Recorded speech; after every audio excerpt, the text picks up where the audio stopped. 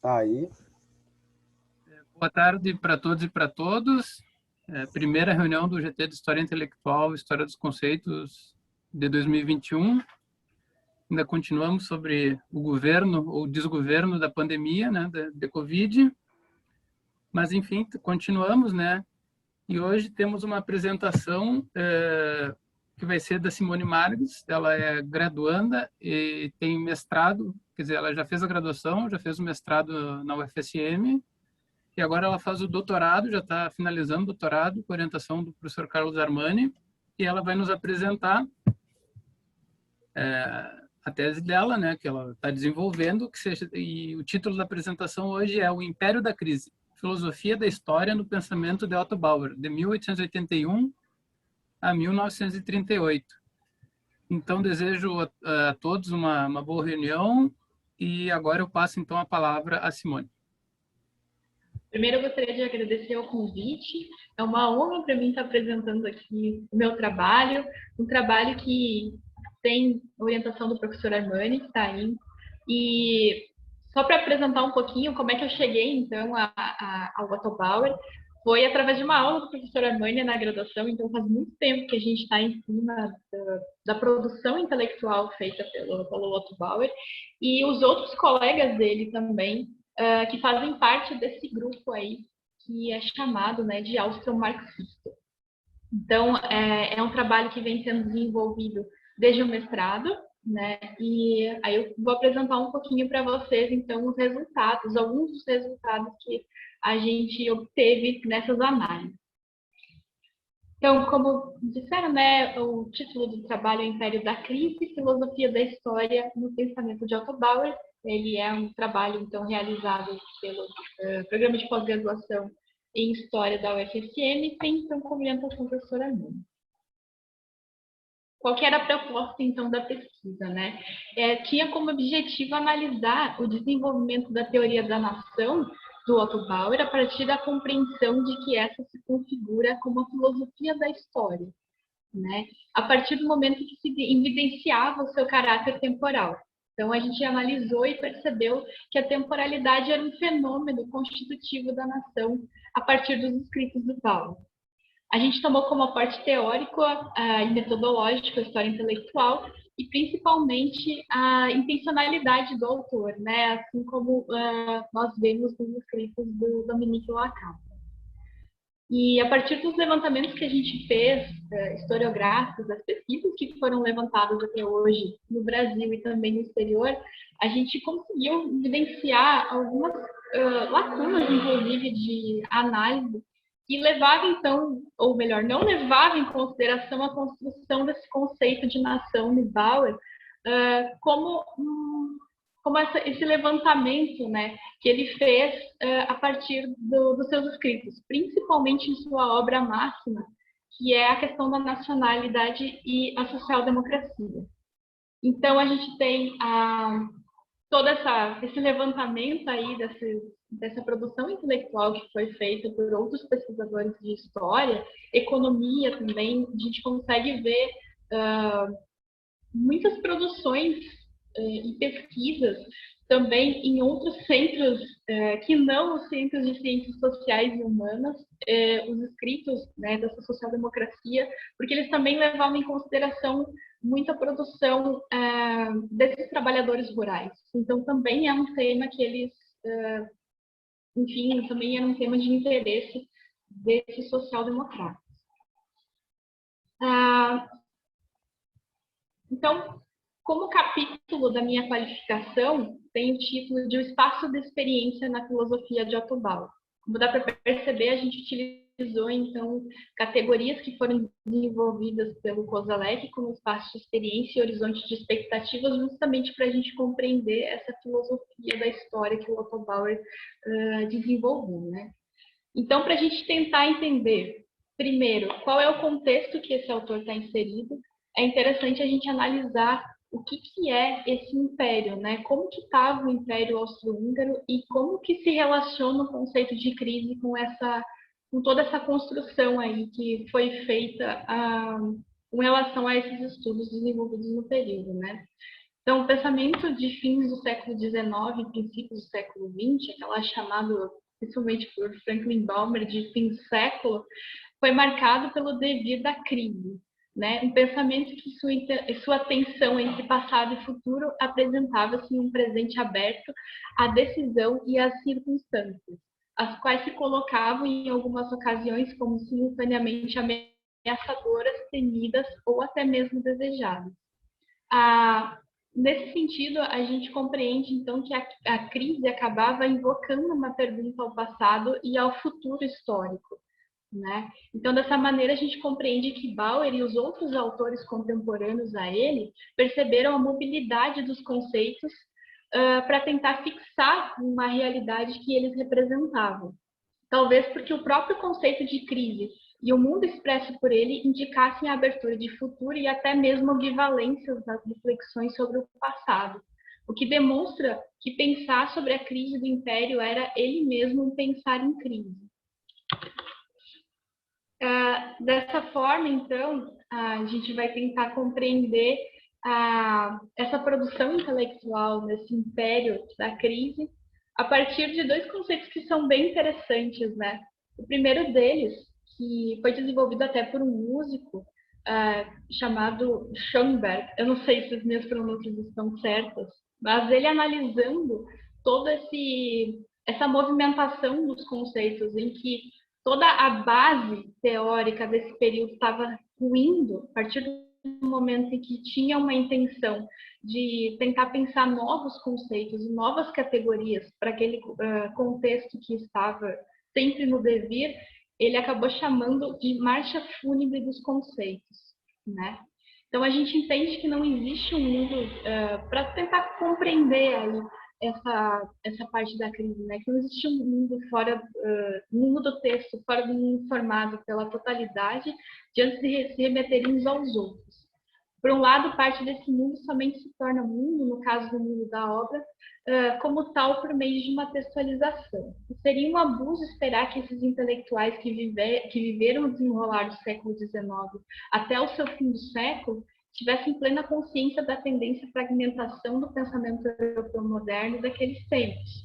Mas o estranhamento frente ao ordenamento que se tinha, né, no seu presente ou no seu espaço de experiência, aí que se projeta enquanto mundo da experiência, tem como resposta as diversas tentativas de ressignificação presentes daqueles intelectuais que encaravam corajosamente a tarefa de atribuir novos sentidos ao século do devir. Outro, que na verdade agora a gente fala de um historiador, né, que estava analisando esse período, e é bem interessante porque ele era um historiador das ideias e que ele foi convidado a ministrar a sua aula, não me lembro em qual universidade nos Estados Unidos, mas era para tentar falar sobre essa história intelectual desse final de século, né? E para ele foi bem complicado porque toda essa mudança conceitual que a gente tem nesse período não havia como fazer, por exemplo, montar uma disciplina que fosse homogênea, ou montar categorias homogêneas para o período. E ele acabou chamando, então, aquela tentativa dele, né, e a tentativa de perceber essa mudança de conceitos e significados como uma centrífuga implacável da transformação, que foi, então, esse período finissecular, tanto para a filosofia quanto para outras formas de pensamento que levavam em consideração a economia, a sociedade, enfim. O que é interessante da gente saber, e isso foi chamado a atenção, inclusive, por textos do professor, sobre a Áustria. Depois eu vou me lembrar, eu fico me esquecendo o nome do professor, mas eu vou lembrar o nome dos autores aqui, né? O professor Martins acabou falando sobre esse contexto austríaco de queda do Império, que o afloramento cultural e as disputas no campo político eram pensar em crise menos como uma ideia premonitória dessa queda do Império, né? Por isso que a gente tem essa discussão sobre esse conceito de crise aí. Mas que demonstra uma necessidade de pensar em novas respostas para as imposições daquele espaço de experiência, né? Das novas assimilações de mundo. Então, aí a gente vê, por exemplo, nos escritos, e agora pegando mais esses intelectuais para a gente analisar essas obras de forma um pouco mais interna, é que, inclusive, no Bauer isso é bem comum. Nós temos lá, em sua estruturação, o uso de conceitos como novo e velho, antigo e moderno, como antíteses de um e os outros, né? E isso não era só uma questão do Bauer, isso também são questões que a gente encontra nos escritos vienenses desse período. E o austro-marxismo se desenvolve, então, a partir dessa perspectiva de desdobramento aí, dessas formas de mudança de pensamento, né? Principalmente por causa dessas questões em que a Áustria passava nesse período, como um capitalismo imperial e tudo mais. A gente tem que levar em conta que, inclusive, a obra do Bauer, né, essa que a gente pegou para analisar, logo no início na introdução, não na de 1907, né, mas a segunda edição de 1924, além de algumas notas que ele vai tomar sobre a própria estruturação de como ele via a sua própria obra, ele vai dizer, então, que aquela resposta, né, a obra de 1907 era quase como uma resposta, primeiro, ao que estava sendo produzido por intelectuais que não estavam ligados à social-democracia e que acabavam pensando a Áustria de uma maneira que levava em consideração essas mudanças e como que a social-democracia poderia responder primeiro a essas obras e também a essas mudanças que estavam ocorrendo como que a social-democracia poderia responder a essas mudanças, né? Com toda a sua carga marxista que existe por trás das suas teorias, né? Como unir teoria e prática, né? E pensar questões que até então eram tão caras ao marxismo. Então, a gente tem aí, né, como que a gente entende esse fenômeno que está acontecendo, enfim, não só na Áustria, mas como a gente está pegando um lugar específico, né, e como que a gente compreende, então, essas mudanças aí e esse austro-marxismo, né, em desenvolvimento a partir da perspectiva de que o desdobramento do capitalismo imperial seria um fenômeno incapaz de ser entendido a partir de um esquema rígido, unilateral, que estava sendo desenvolvido, inclusive, na Universidade de Viena, né? Tanto na perspectiva liberal quanto do marxismo ortodoxo, que não conseguia unir teoria e prática em sua constituição. Eu tinha umas fotos para mostrar, eu não sei se tem como... Nossa, depois eu mostro ali para vocês, só para ilustrar a figura do Otto Bauer, do Karl Renner, que também foi muito importante Consegue partilhar, nessas viu? discussões. Assim, Eu tu Tá, consegue só colocar ali embaixo no botão verde, share screen, e aí tu consegue partilhar, tá? então tá, certo. Depois eu faço isso então para mostrar para vocês. Só para ilustrar essas, inclusive as fontes, né, que a gente consultou.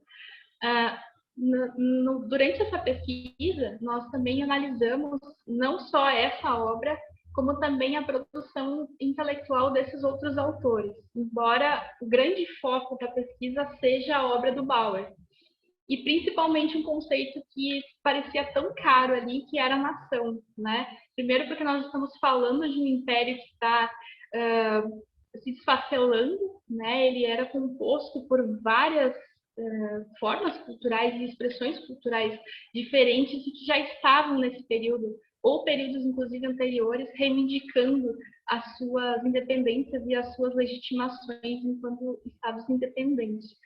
Então, a nação era quase como um conceito urgentíssimo de ser analisado e, inclusive, de ser compreendido, né, a partir da lente daquele contexto da Áustria.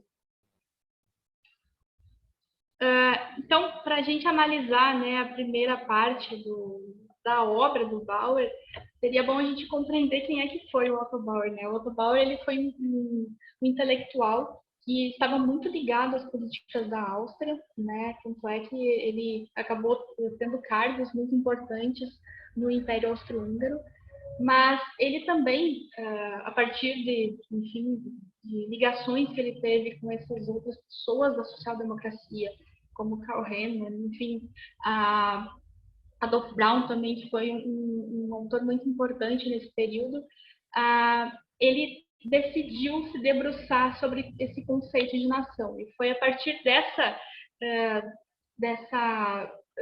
ligação que ele teve com esse conceito é que ele escreveu lá em 1900, terminou a obra em 1906, mas ela só foi publicada em 1907, que é a questão da nacionalidade e a social-democracia. Então, a obra-chave para a gente compreender o pensamento de Otto Bauer foi finalizada, né, como eu falei, em 1906, publicada em 1907, e ela teve uma nova edição em 1924, em que o próprio autor discutia alguns pontos que ele acabou vendo que não aconteceram. É interessante a gente notar, né, que mesmo com a produção dessa obra tendo um enfoque de uma filosofia da história que levava em consideração essa questão temporal, em 1924 ele vai lá e tenta ver quais foram as questões que ficaram para trás, ou seja lá, quais foram os problemas que a própria obra teve, inclusive respostas que ele também recebeu de outros autores, que ele poderia responder, então, nessa edição de 1924, né? Nessa edição de 1924 também a gente tem uma resposta bem importante que ele deu a um outro intelectual, o Kautsky, lá na Alemanha, e a gente tem então essa troca, né, esse vínculo entre eles com relação a essas produções intelectuais aí. Bauer desenvolveu então em sua obra, né, a problemática de saber o que era ou não uma nação através dessas teorias marxistas, né? A diferença entre nações com história e sem história, o futuro como possibilidade de autodeterminação das nações dentro do próprio império, e o que se faria, nesse caso, uma federação de nações e uma meta-nação que abrangeria as demais nações a partir de uma perspectiva neocantiana e materialista da história. Como é que ele fez isso? Então, ele acabou elencando diversos conceitos que até então eram utilizados para se legitimar um conceito de nação e tentou, enfim, a partir da sua teoria, montar, né, literalmente montar um conceito, uma hierarquia conceitual que pudesse legitimar o conceito de nação a partir da social-democracia. Nesse sentido, agora eu vou compartilhar com vocês um esquema. Deixa eu só ver. Peraí. Vocês conseguem ver, né?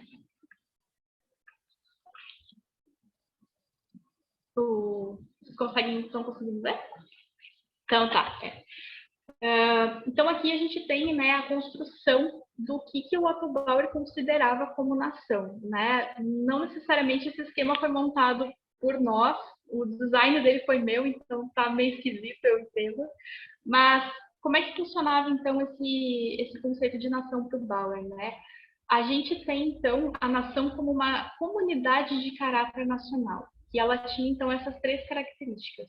Ela era modificável, porque Bauer não considerava que a nação legitimaria, a história legitimaria a nação, como era feito até então por muitos intelectuais da época, elevar os heróis, de saber o que, por exemplo, no passado aconteceu alguma guerra que legitimava aquela nação. Não, ele considerava que a nação ela tinha a sua história, mas ela não era capaz de legitimar as nações.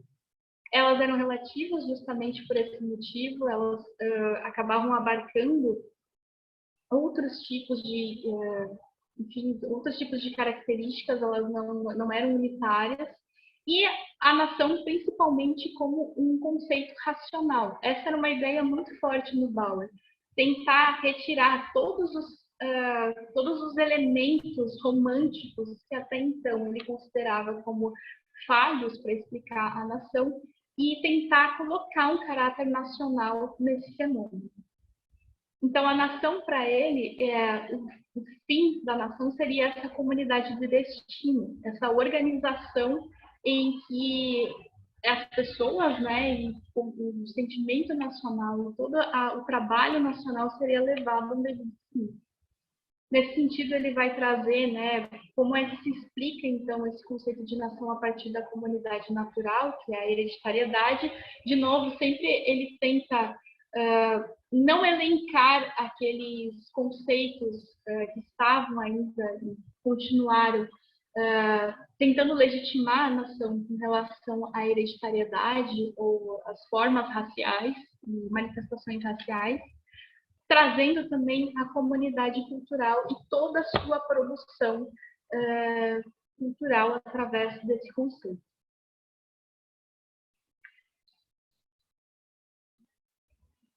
Deixa eu só ver aqui.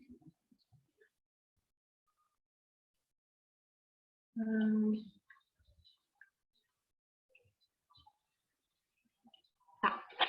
Então, para trazer o estudo mesmo sobre essa filosofia da história, né, que foi o capítulo apresentado na minha qualificação, a gente tem a filosofia da história, né, só para explicar, como uma especulação acerca do devir total da humanidade, um esforço de apreensão racional da história e sua inteligibilidade, né, e aí nós temos os exemplos de Kant, Vico, Herder e todos esses.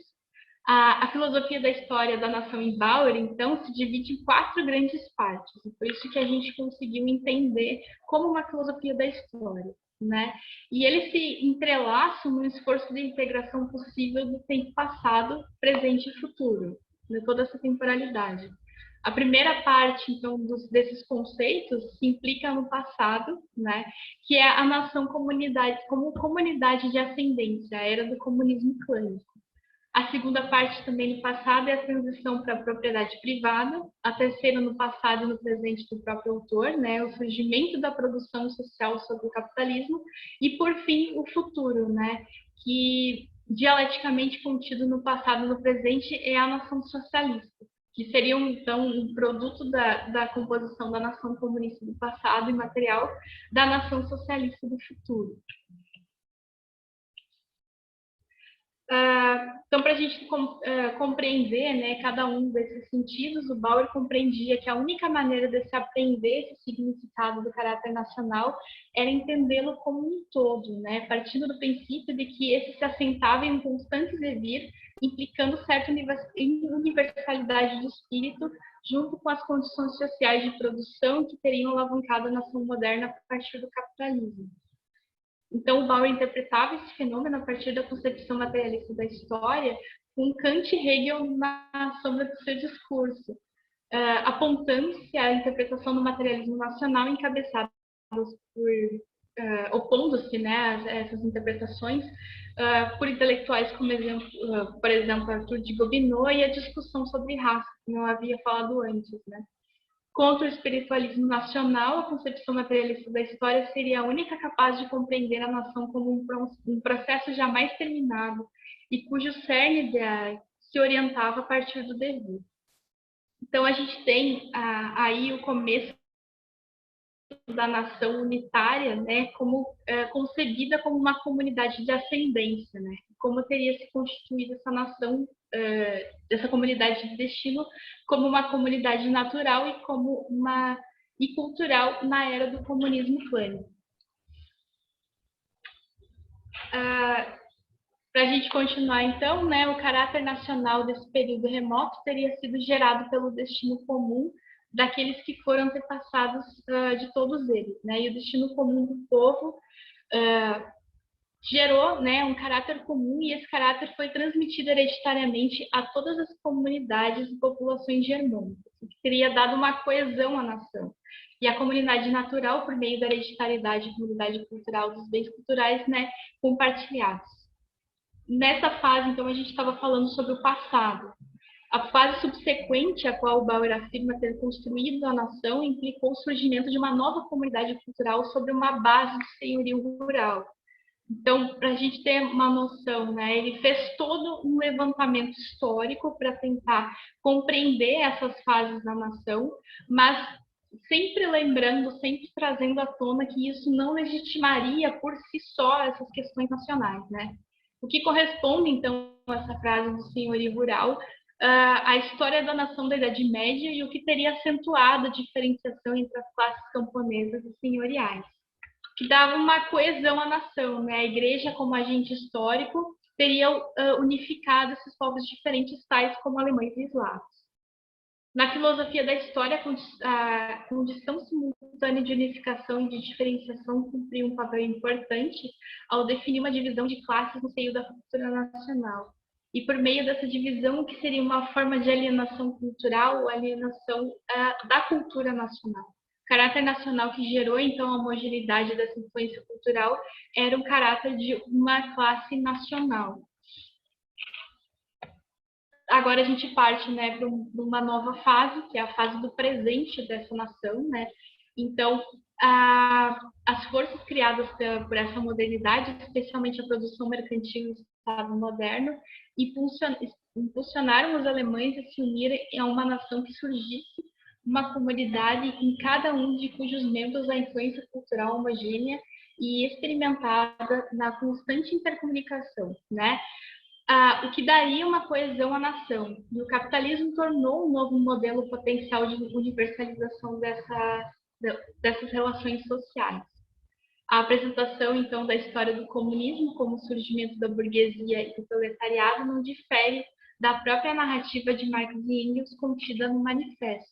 Então, aqui a gente tem a citação, né? Todas as relações firmes, sólidas, com sua série de preconceitos e opiniões, antigas e vulneráveis, foram varridas.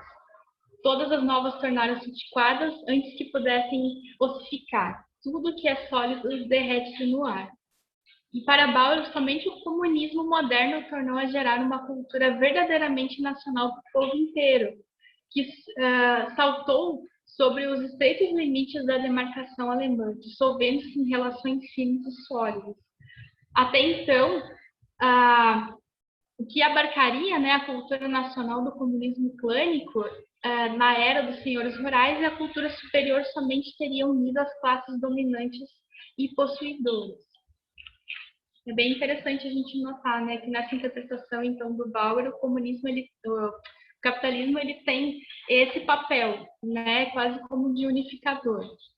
E ao retirar as populações de sua fixação local e mudar radicalmente as suas profissões e seus lugares, né, criando novas classes e criando especialmente por meio das escolas alimentares um sufrágio universal, de livre direito de associação, as empresas livres do serviço militar obrigatório, dos partidos capazes de representar os indivíduos. Então, o capitalismo levou a cabo a sua obra por meio da democracia. Essa expressão toda do presente, então, a gente tem uma exploração da força do trabalho, que também era a exploração dos bens espirituais do povo. E a universalidade da comunidade nacional como destino estava posta, mesmo que ainda as transformações do capitalismo não tivessem sido suficientes para que tivesse um alcance universal.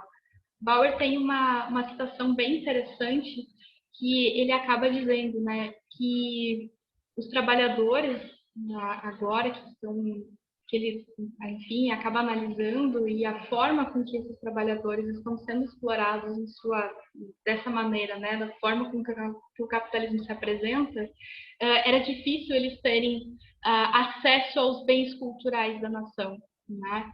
E um trabalhador que trabalhasse, por exemplo, o dia inteiro numa fábrica, ou seja, enfim, em qualquer lugar, não teria nem condições de chegar perto aos escritos do Kant, ou seja lá qual for a produção intelectual. Então, aqui a gente tem, né, para terminar, como que a burguesia, então, acaba influenciando, né? Se a burguesia era dominante no monopólio dos meios de produção, a ela não pertencia completamente às benesses da comunidade cultural nacional, e como bem que deveria ser radicalizado, né, na burguesia. Então, tratava-se de uma democracia do porvir, para o qual Bauer canalizou o seu horizonte de expectativas. E aí, quando a gente fala nesse horizonte de expectativas, a gente está falando sobre esses projetos de nação do Bauer, e aí nós já entramos em outro tempo, que é o futuro, né? E é para esse tempo que o futuro foi projetado pelo autor, que a gente vai dedicar, então, o último capítulo da tese, né? Que é a análise desse projeto nacional, que é a nação do futuro, a nação socialista.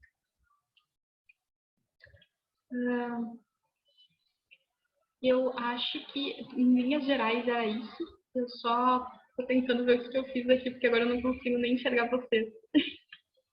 Espera aí. Não. Deixa eu só ver aqui. Tá. Eu acho que, gente, era isso. E em linhas gerais mesmo, é só uma apresentação do que foi a produção e a minha apresentação, então, de toda a produção desse primeiro capítulo que eu apresentei durante a qualificação. E, enfim, muito obrigada.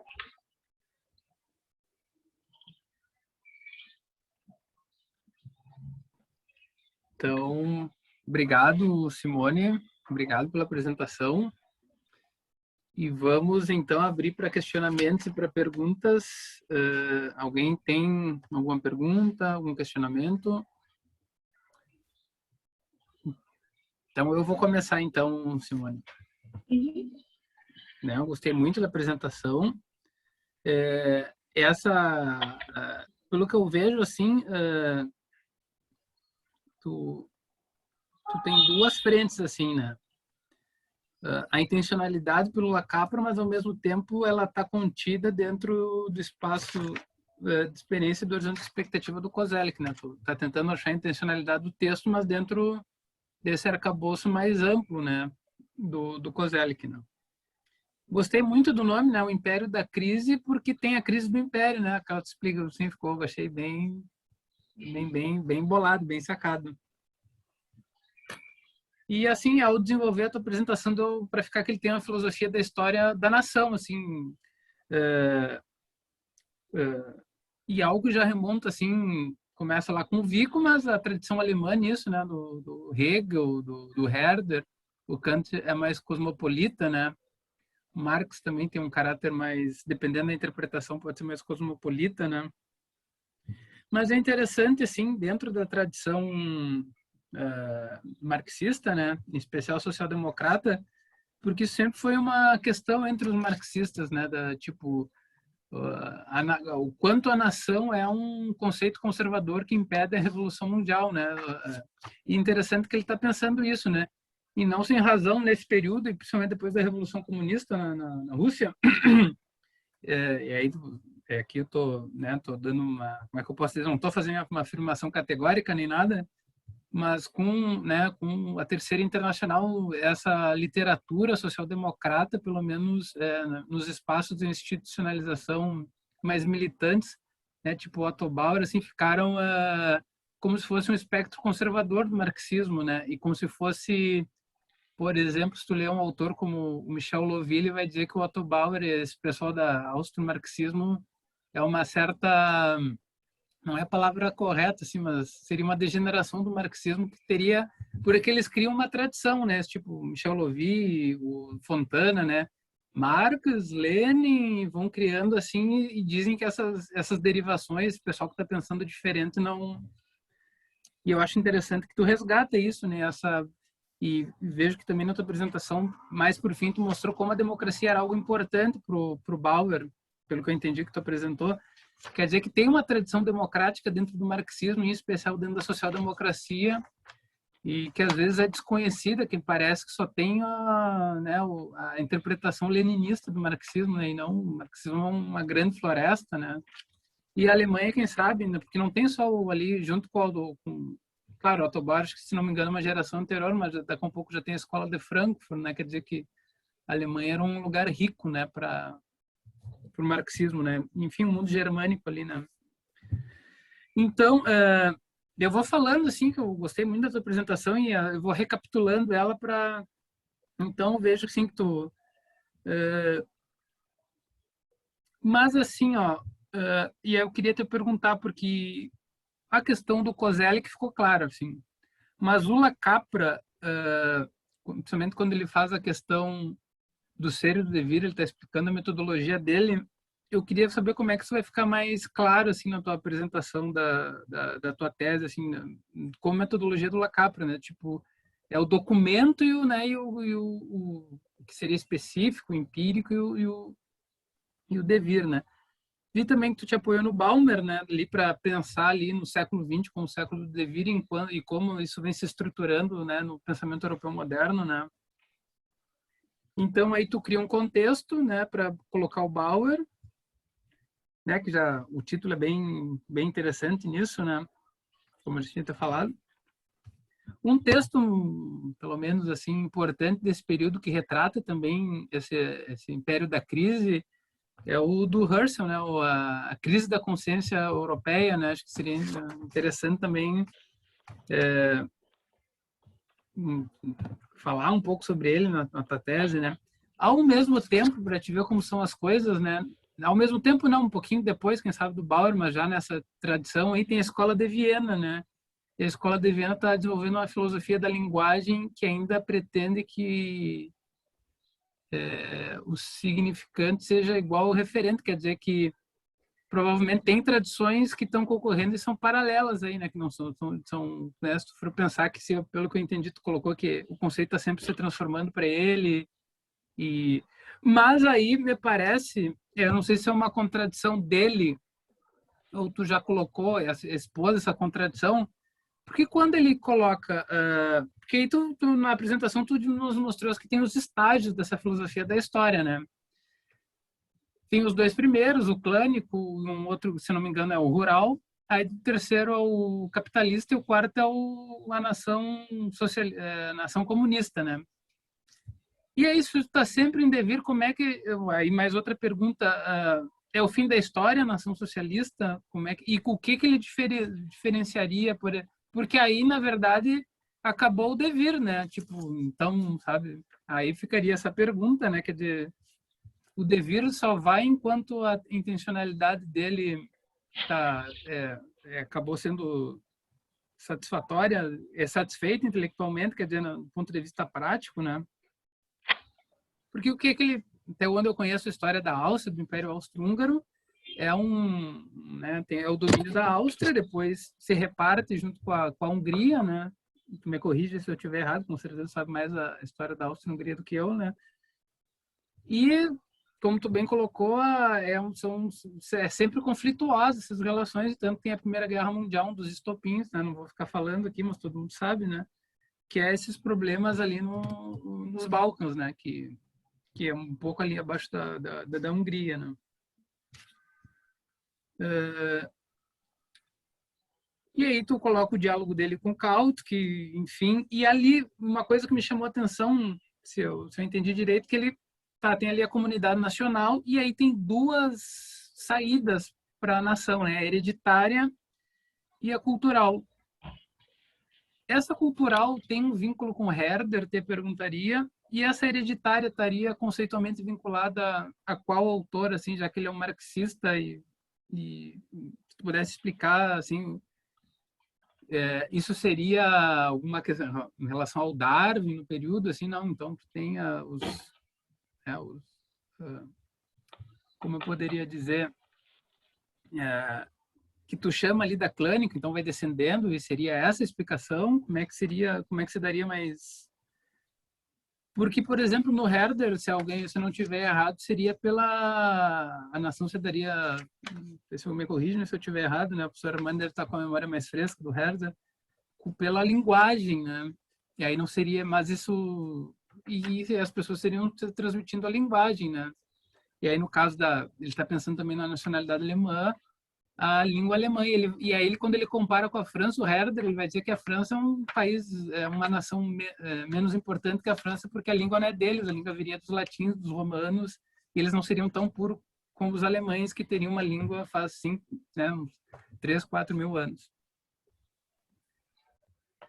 Eu vejo assim, não sei se é a impressão minha, perto dos marxistas do período dele, principalmente os russos, ele tem uma certa visão positiva do capitalismo, se é isso que eu entendi, porque primeiro porque, claro, seria necessário dentro da filosofia da história dele passar pelo, né, o capitalismo para chegar ao comunismo, mas ele tem a visão que o comunismo expandiu a democracia, se foi isso que eu entendi, se ele tem essa visão, que aí me parecia...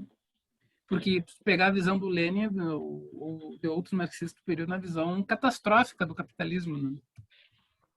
E aí, uma certa hora, ficou assim, me chama a atenção, porque dentro eu não sei se é uma tradução tua, como é que tu uma hora descreveu classe nacional, surge a classe nacional nesse desenvolvimento da nação, né?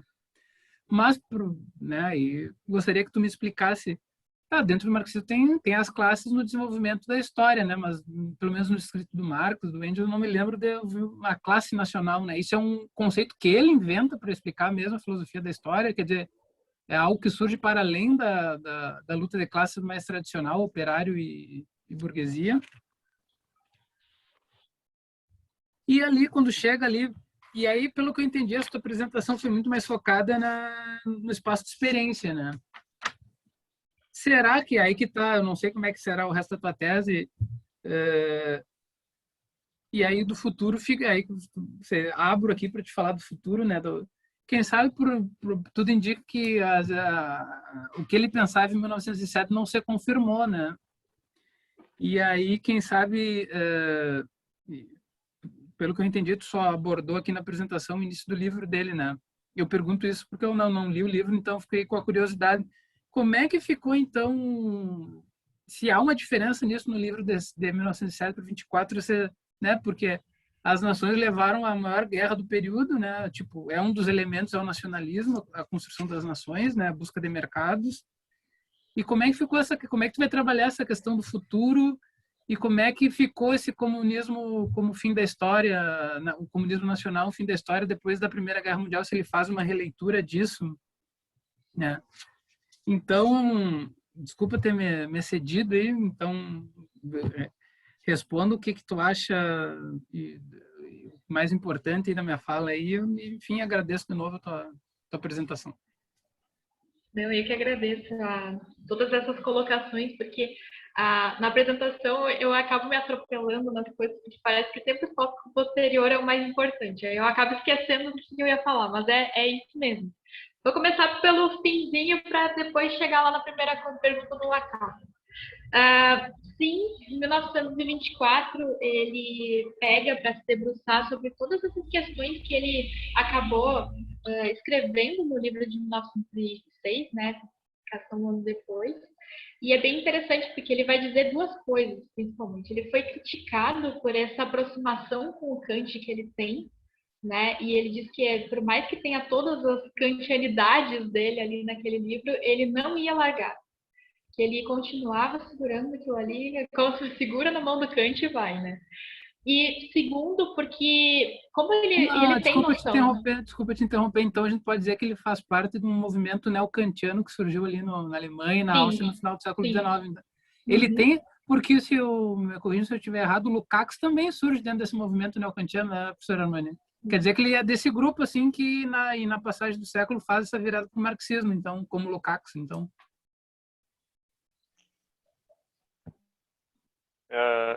Na parte do neocantismo, sim, ele... Respondendo pela Simone essa parte, mas já que começou meu nome. Ele tem uma apropriação, eu diria, ele tenta pegar muito do formalismo kantiano, né, da crítica da razão pura. Dessa maneira, colocar as questões da crítica da razão pura para a nação, mas eu diria que a formalização conceitual dele é bem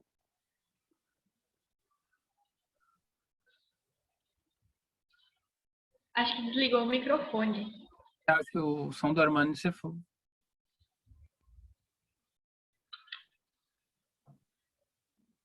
Tá sem som aí, professor Armani.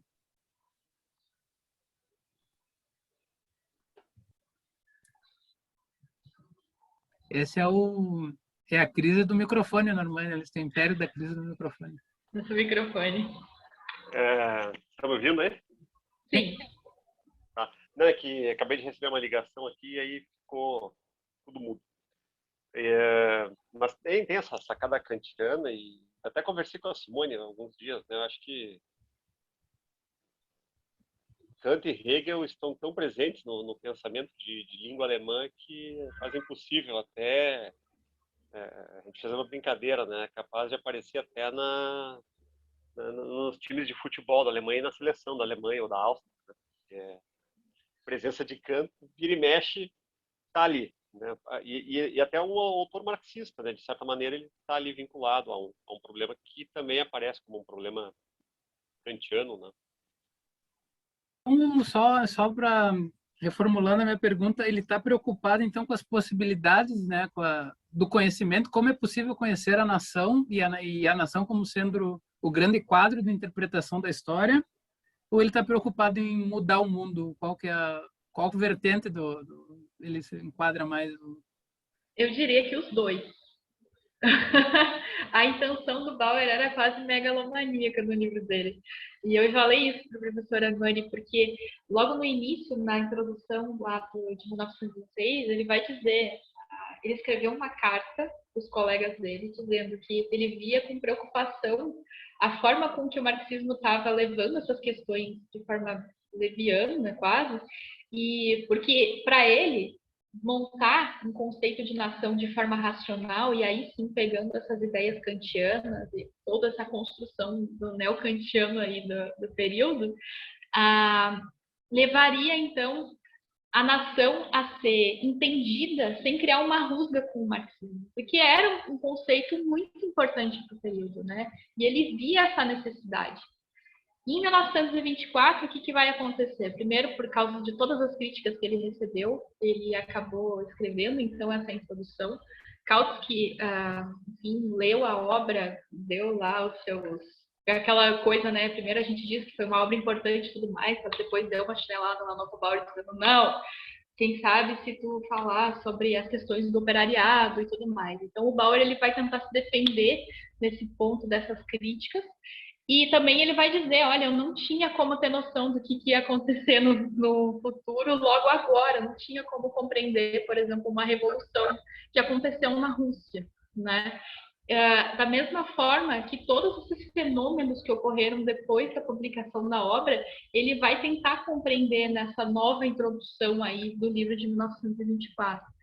Então, ela é muito interessante para a gente compreender, então, essas noções de tempo que necessariamente acabaram influenciando depois a ideia, mas ele acabou não mudando o livro depois, em 1924, mesmo com todas as críticas e com todas as noções que ele tinha aí, né, tendo, né, com passagem do tempo como seu aliado, para entender tudo o que aconteceu.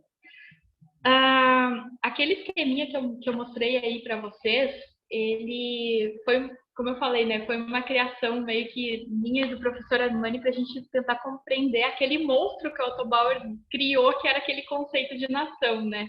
A comunidade cultural e a comunidade natural, elas vieram como uma explicação, porque ele sempre trazia, enfim, junto com aquela teoria dele, o que estava sendo levado em consideração no período. Até eu gosto bastante de citar os escritos do Arthur de Gobineau, aquele autor que era um diplomata francês, porque o Otto Bauer dizia, essas questões raciais que ele está trazendo aí, elas não podem interferir nesse conceito de nação. E é interessante da gente notar que a tua pergunta está, inclusive, sobre essa classe nacional, porque o Bauer, ele leva algumas coisas muito, muito interessantes no fazer aquela teoria da nação, porque ele diz o seguinte, ok, então a gente tem uma classe de operários aqui em Viena, né? Mas e a ligação que esses operários têm com os operários alemães ou com os operários franceses? A gente vai agora criar uma ligação entre qual que é a maior identificação de classe? É esses operários com os burgueses vienenses ou com os operários nacionais lá da Alemanha, né? Qual que é a maior ligação? Então, para ele, já tinha esse problema, então é por isso que ele tenta, então, de alguma maneira, tentar compreender essas relações entre classes e tentar compreender ainda mais um elemento que é a nação, né? Com relação à nação do futuro, a gente dividiu a tese para tentar, quase como passado, presente e futuro, ou espaço, experiências, horizonte, expectativas, né? E quando eu apresentei esse nosso capítulo aí de qualificação, nós tínhamos em mente dividir um pouco mais, né?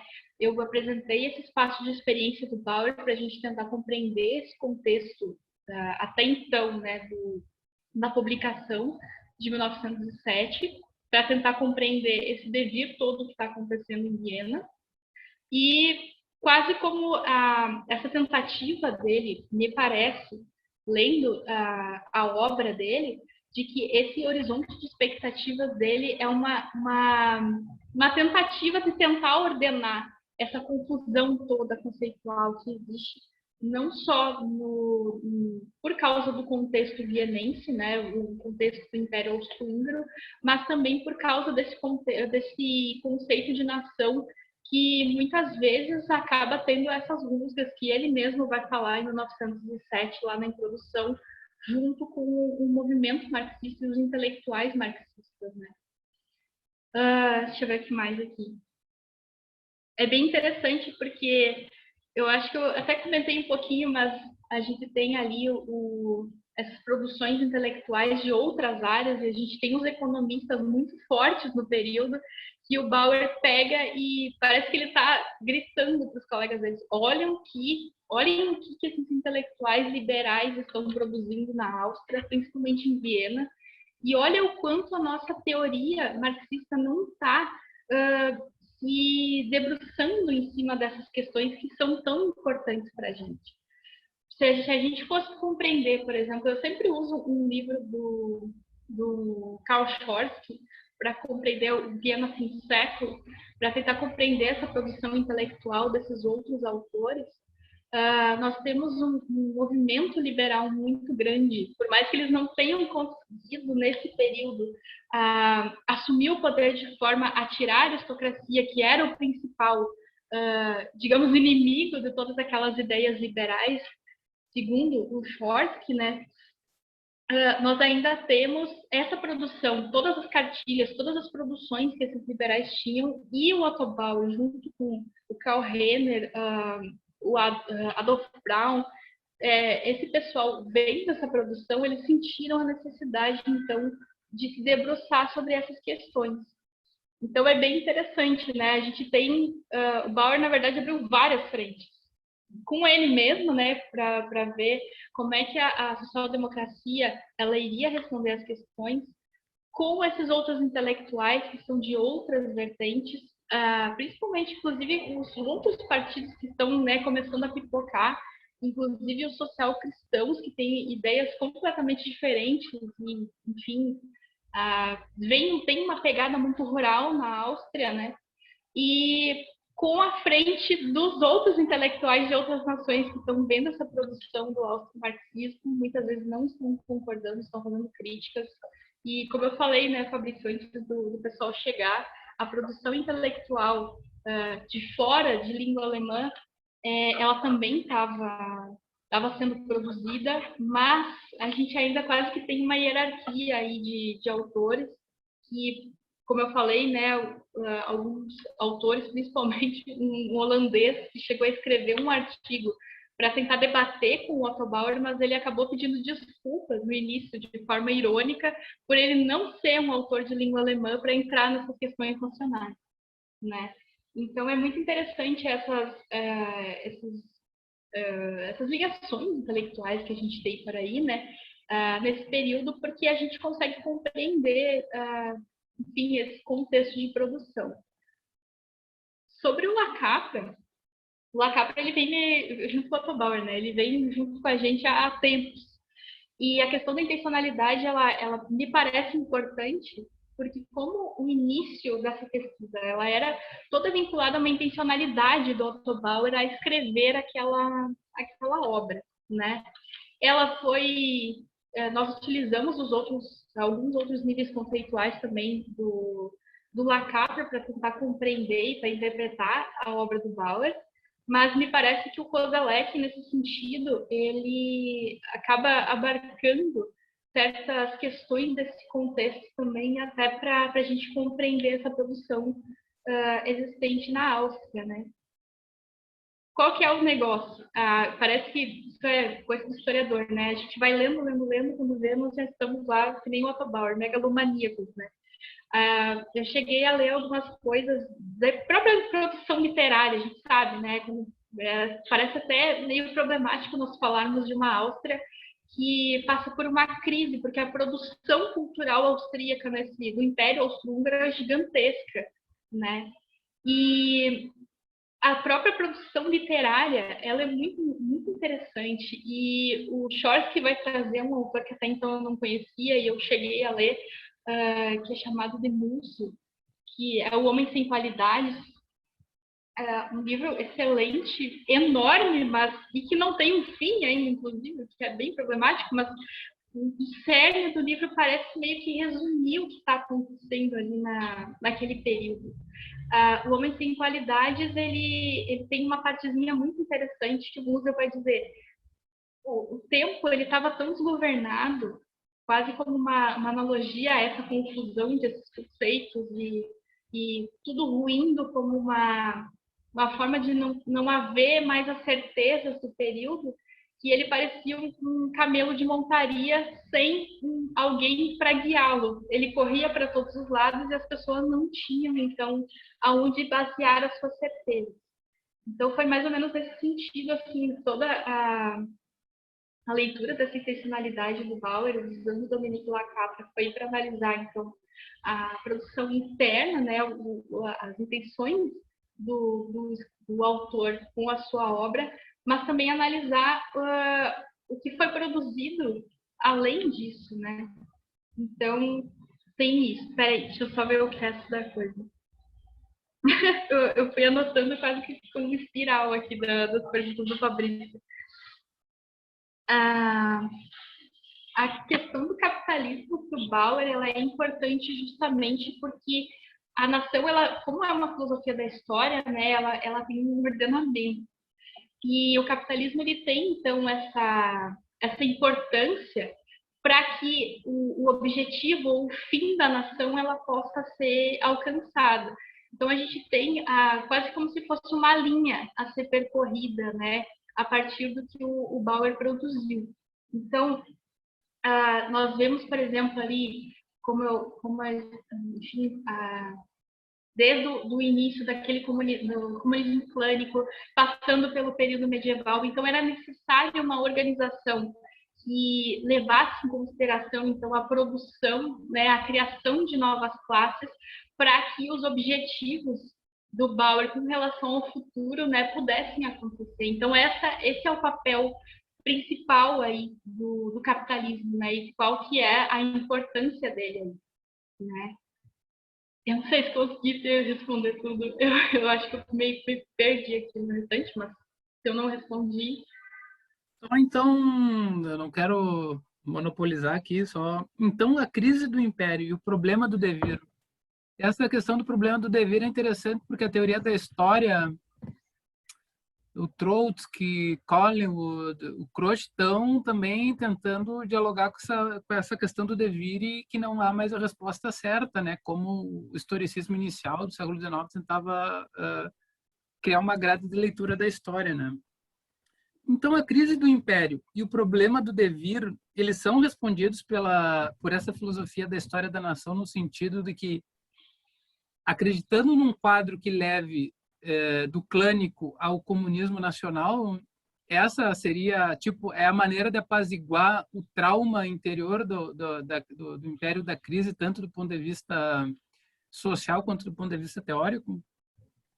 Relacionado, acho que a esses conceitos problemáticos de nação, de um império que está se desfalecendo, né, que está tendo todos esses problemas, inclusive de movimentos de independência e tudo mais, sim.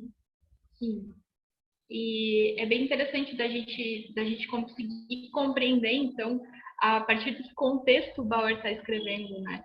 E eu acho que sim, tem essa tentativa aí de tentar organizar, pelo menos esse conceito, para tentar fazer com que, enfim, as ideias do próprio marxismo possam ter uma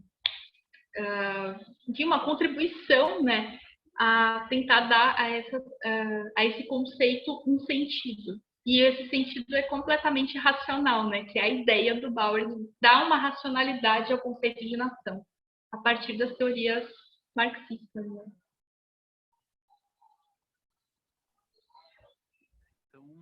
Passa a palavra aí, se alguém quiser indagar, questionar a Simone, por gentileza.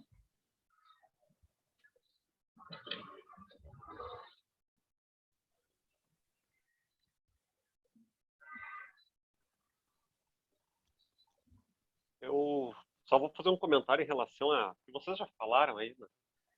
Mas como vai ser quase que redundante, né? Mas vale a pena, acho que, repetir o quanto o Viena é impressionante aí, né? A gente pensar o círculo de Viena, a psicanálise, a, a riqueza da produção intelectual, né? O próprio austro-marxismo, né? Ou seja, pensamento político produzido nesse contexto especialmente, né? Praticamente tudo tem ali quase que convivendo os neopositivistas, né? A psicanálise, o pensamento, o austro-marxismo, né? São todos praticamente simultâneos, né? Isso é algo que me impressiona nessa Viena. Se a gente pensar, acho que uma boa parte desse negócio aí está na metade das teorizações que fazemos no âmbito da história, da filosofia no século XX. E o próprio, né, livro Homens Sem Qualidade do museu, né, o Wittgenstein já está ali, se eu não me engano, no final da segunda década, publicando a tese dele, né, quer dizer que Viena, eu só não sei se o Wittgenstein publicou em Viena ou já na Inglaterra agora, eu acho que foi depois de ter estudado com o Russell na Inglaterra, né, mas enfim, mostra... Acho que sim, acho que sim. O próprio Freud, como tu falou, né, quer dizer, Viena vivia, e a questão do desenvolvimento até para música clássica, né, acho que a Simone chegou a tocar isso no início da fala dela, sim. né, quer dizer que era... Schoenberg. Que é legal de ouvir, é legal pensar esse período de Schoenberg, porque fecha muito, assim. Tu pega aquela estrutura da música erudita, seja a clássica, seja a romântica, né? Tem um mundo muito mais estabilizado ali na composição musical, né? E aí tu pega a música desse final do 19, nossa, a dissonância, né? É muito frequente e isso. E a composição da própria do próprio volume é uma coisa. Enfim, se o metal já existisse aí, certamente Viena seria uma das capitais. Mas acho que na música também, sim, essa noção de marcha fúnebre de conceitos, né, você vai e acho que várias dessas obras, né, se a gente fizesse acho que eu li uma parte só do Schwartz, né, mas acho que ele trabalha um pouco essa relação, né, Simone, desse fluxo cultural vienense, né? Porque ele é um historiador intelectual, né? Uhum. Sim. Ele até vai fazer uma analogia bem legal, até falando sobre essa produção e tudo, mas com relação a Viena e com relação aos jardins vienenses, né? Que a ideia dele, o que era? É que os jardineiros, eles tentam ordenar aquela confusão ou o caos que é a natureza. E os jardineiros, então, têm essa tendência ao ordenamento. E ele vê esses intelectuais aí tentando fazer a mesma coisa, quase como um trabalho de ordenamento desses conceitos. E é muito engraçado, a gente pega, por exemplo, Schoenberg falando sobre essa marcha fúnebre de conceitos que a gente tem aí, e a forma de confusão não, né? É uma forma de produção musical que difere muito do que foi produzido até agora. Então, a produção intelectual dessa Viena, ela é uma explosão, né? Ela é muito grande. E o Chorsky, ele tem o foco da pesquisa dele no Viena Quinto Século é justamente tentar compreender essa produção intelectual, ao mesmo tempo em que a gente tem essa crise política toda aí em Viena, com a queda do próprio império, né? Essa crise que a gente tem na composição do império e nessas relações que Viena tem com a Hungria e com esses outros países, né? Então, de uma maneira geral, me parece que ele dá uma a resposta marxista meio, apesar do caminho por dentro da resposta ser diferente, é clássica. Tipo, tem um final da história, vai ser comunista, só que aí esse percurso ele modifica, assim, no sentido de, se eu entendi, né? Porque quando ele pensa no, se eu entendi direito e o que tu falou agora, quando ele pensa numa classe nacional, ele não está pensando só em conflito, que seria, né, a luta de classe, está pensando também numa harmonia, quer dizer, uma integração, quer dizer que ele vai buscando outros elementos para tentar. E aí, então, me parece que ele está pensando, pelo que eu entendi que está falando, na unidade do Império Austro-Húngaro. Ele não quer que ele se dissolva em pequenas nações, né? Isso que, pelo menos, isso que eu fiquei com a... E aí, ele seria, então, um marxista mais comedido em relação, por exemplo, ao Lenin, nesse sentido, creio, não? Sim, porque a ideia das federações de nação sobre esse símbolo marxista é isso mesmo, né? Que a gente até vê conflitos que ele vai analisando, mas são questões históricas. E quando ele vai analisar, voltando à questão ali do capitalismo, né? Quanto ele, primeiro, foi necessário, é tipo quase como um mal necessário, né? A gente tem a influência e todas as características que o capitalismo trouxe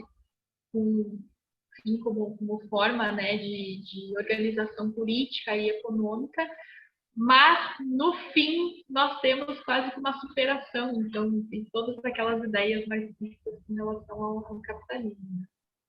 Então sim, comedido. Alguém gostaria de fazer mais alguma? Não, um comentário sobre isso está lá no Meta História, uma provocação do Hayden White e tal. Mas o Hayden White tem o elogio que ele faz a Marx na parte na parte propriamente voltada para a análise do pensamento de Marx, né, na história. É interessante, há um elogio efetivo do Hayden White, mas o Hayden White ele fala que o desdobramento, e aí do pensamento marxiano mesmo, né? Mas eu entendo que esse desdobramento ele vai aparecer em termos tropológicos em todos os marxistas, de uma certa maneira, que é o caráter metonímico propriamente mais próximo até de uma tropologia realista, e que vai trabalhar com o mecanicismo, né, como princípio de argumentação, mas ele tem uma implicação lá no fim da história que seria, nos termos ideológicos do White, conservadora, porque é sinedótica. Né? Então, se nós pegarmos aquela grade tropológica e pensarmos que, em última análise, há uma espécie de convergência, né? Que seria... isso aparece no Hegel também, né? Seria um desdobramento até conservador do pensamento de Marx e do próprio marxismo. Ou seja, ao mesmo tempo, tem esse caráter revolucionário que num prazo determinado, num tempo determinado, que vai ter sempre esse caráter em termos tropológicos metonímicos. Não? E, ao mesmo tempo, que vai ter o caráter, vamos dizer assim, o desdobramento de uma implicação ideológica radical, não? Seguindo exatamente aqui nos termos do White. Né? Mas, ao mesmo tempo, ela é sinedótica nos fins, no fim último. E até a possibilidade de um ajuste, né, se formos pensar em termos hegelianos entre pensamento e ser, o que ocorre é isso no fim da história. Claro que substituindo a noção ali do espírito do Hegel pelo universal da classe trabalhadora, no caso.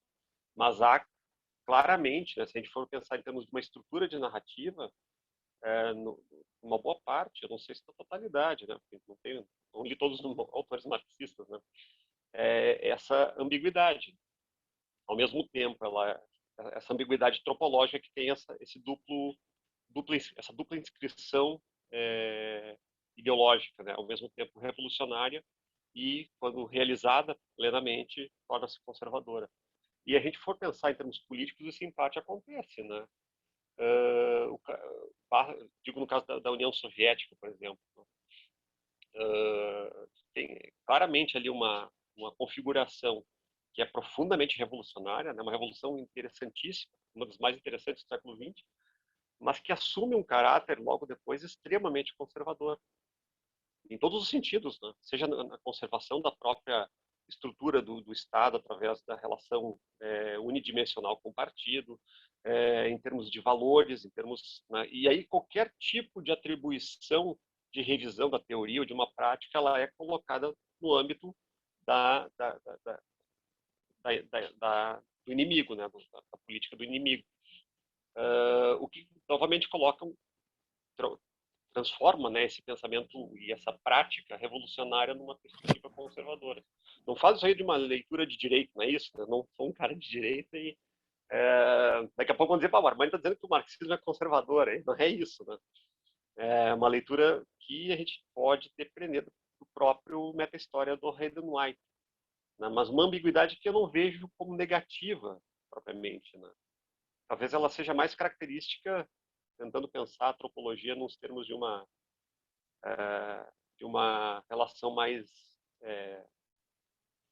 próxima com o mundo, né? E aí faz o caráter ontológico dela, porque parte, né, da própria relação que nós temos com o mundo, com a realidade, né? Ou seja, ao mesmo tempo tem esses elementos que são profundamente marcados pela contradição que não se resolvem, por outro temos uma espécie de ânsia de estabilidade, né?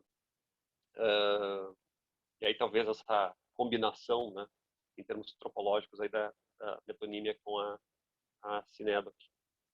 Eu ando muito whiteano ultimamente. Não, mas que é bom, né? Mas assim, então, aproveitando que tu falou isso, Armani, e jogando para tu e para Simone, porque aí pega um pé da Simone aí, né? Porque é o Balmer, né? No sentido, tá, ela comprou a tese do Devir. Mas até quando, então, você sustenta essa tese do Devir? Ou ela não teria um caráter farsesco, então, se a gente assumir esse aspecto conservador, né? Não, esse contexto, então, que o Balmer cria, que a Simone está usando, assim, tipo, não, então esse é o século do Devir. Na verdade, não, a tradição não ganhou do Devir, quer dizer, o ser não ganhou do Devir, não continuou ganhando do Devir, e aí a sustentação da tese do Balmer, que está na tese da Simone, não... Quer dizer, a própria pesquisa empírica de vocês não estaria desmentindo o Balmer? Não sei, estou perguntando aqui, fiquei com essa impressão. Tá? Olha, porque ainda, tipo, aí tu diz que é o Devir, ele seria meio farsesco, assim, na verdade eles querem o ser, né? Então, só para... Passa a palavra de volta. A gente nem debateu. É interessante, né, Simone? Eu acho que para colocar como um problema do capítulo sobre o futuro, fazer uma espécie de pré-defesa, mas é um tema interessante. Não, tema não, um problema dentro do tema que me parece fundamental, sim.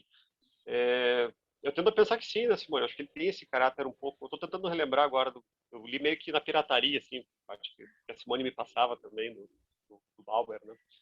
Mas eu acho que tem, né, algumas... enfim, acho que o próprio kantismo aí é uma espécie de busca por uma estabilidade, né, na formulação dos conceitos, na tentativa de racionalizar o próprio conhecimento da nação, né?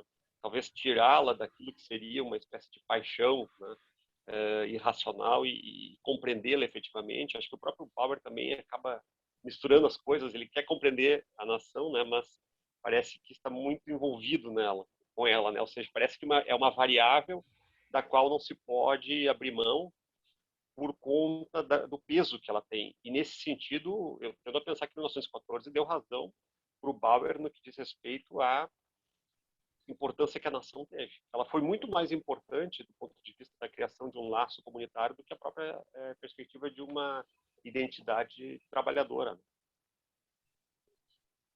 Porque até, se eu não me engano, os partidos sociais-democratas, cada um do seu país, apoiou o país que estava entrando na guerra, né? Tipo, né?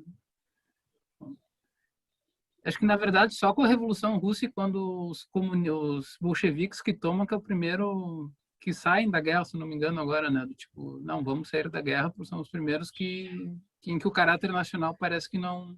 Mas logo também o caráter depois nacional russo vai tomar conta da própria Revolução Russa, né? Sim. Tem um autor russo muito bom, esqueci o nome dele agora, que fala das 3 mortes da Revolução Russa, e ele vai colocar essa como uma das primeiras delas. Né? E ao contrário do que alguns marxistas fazem, ele não tira o Lenin dessa responsabilidade também. Ou seja, há uma relação ali. Por mais... Agora, eu realmente, assim, eu fico... Cada vez que eu... Acho que um dos livros que mais me impactou, né? Os 10 Dias que Abalaram o Mundo, porque ali é o cara que está, de certa maneira, narrando aquele momento que ele vive ali, né? Que ele narra como um processo revolucionário. Aquilo acho que é a ontologia do acontecimento por excelência, né? E ali a gente tem um devir que ali tu não controla, ali tu tem a revolução propriamente. Por isso que eu acho tão fantástico, né? Não só o livro, mas a própria Revolução Russa nesse sentido. Lamentavelmente, né? A minha perspectiva de historiador e ideologia também, de certa maneira, ela se torna extremamente conservadora posteriormente. Eu sou que nem o John Reed. Eu sou o John Reed antes de ir para Moscou, né? Um liberal com simpatia, um liberal no sentido político do termo. Eu diria que economicamente quase um marxista. Mas o John Reed era, né, um liberal radical e tal, e acabou, né, depois se convertendo ao marxismo. Talvez, acho que o próprio Marx, né? Seria uma espécie de liberal, no primeiro momento um liberal radical, e depois ele, né, aprofunda esse radicalismo, criando, né, um materialismo dialético histórico. É interessante a gente notar, né? Isso que o Fabrício falou agora é bem legal, porque, sim, então esses marxistas acabaram apoiando as suas próprias nações, né? E aquele afastamento, por exemplo, da Rosa Luxemburgo do Kautsky tem um pouco disso, né? E o próprio Pannekoek depois lá na Holanda dizendo assim, tá, vocês me desculpem o fato de eu ser holandês, mas eu também quero opinar agora sobre a nação, né? Só porque vocês falam alemão não quer dizer que vocês têm aí a licença da palavra. E é muito interessante isso. E, como disse o professor Armani, né, o Otto Bauer, querendo ou não, tinha razão, pelo menos na importância do conceito e nessa tentativa de ordenamento, digamos assim, né? Agora, essa questão do Bauer realmente me fez pensar. Vai ser bem interessante a gente, enfim, pensar isso depois. Inclusive com o professor Armani vai ter que me aguentar mais um pouco aí, até a gente conseguir completar o último capítulo aí sobre o futuro. E aí, Fabrício? Sim, professor Armani. Em termos whiteanos, aí, isso que a Simone, esse último comentário da Simone, né, sobre o Bauer, né, em termos de, respondendo de maneira mais de brincadeira a tua indagação, que eu acho que tem que ser levada mesmo, bem a sério nessa discussão. Já anotei aqui, inclusive, para a gente conversar, né, Simone? Porque a ideia que a gente tinha muitas vezes era de pensar muito mais essa realização em termos de uma realização, né, mas que se coloca ainda como uma espécie de crise de sentido, né, e que se resolveria sim talvez com esse fim da história, né. Qualquer coisa em termos whiteanos a gente bota na cor da ironia. A ironia salva, porque daí vai ter sempre descompasso entre uma sinédrica e uma metonímia, bota na conta da ironia e resolve a encrenca em termos whiteanos, né? Em termos de formalidade topológica. Ótimo, uma boa saída, não tem como dar certo, quer dizer, não tem como dar errado, né? Sim, por isso que eu não gosto muito da ironia, eu acho a ironia covarde, porque tu não tem nunca como... Pode ser irônico e, nesse sentido, sempre dizer aquilo que... O Redenói diz que nós, historiadores, somos irônicos no nosso método. Né? É a tropologia mestra, porque a gente sempre vai dizer alguma coisa que não está contida, não está dita num documento. Né?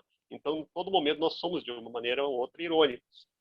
Mas é um tropo do qual eu não gosto muito. Justamente porque pois permite qualquer coisa. A questão da ironia que fica sempre ambiguidade, né? O que ele está falando? Será que é por ali? Não, dentro de todas as possibilidades, joga na ironia, né? É isso mesmo. Algum colega quer fazer mais alguma pergunta, alguma colocação? Então, Simone, palavras finais aí para alguma coisa que tu queira dizer aí para terminar? Não, quero agradecer todas as colocações e perguntas do professor Fabrício. porque sempre acaba melhorando os nossos pensamentos com relação à pesquisa. Às vezes a gente fica tão focado num assunto só, que a gente acaba esquecendo, enfim, dos outros aspectos da pesquisa também, né? E, de novo, agradecer a oportunidade de apresentar esse pedacinho aí do trabalho. E, enfim, muito obrigada. Ah, eu quero agradecer também ao professor Armani, né? Porque ele é que é o cara aí também ajudando na pesquisa sempre. Então, muito obrigado, Simone, pela tua apresentação.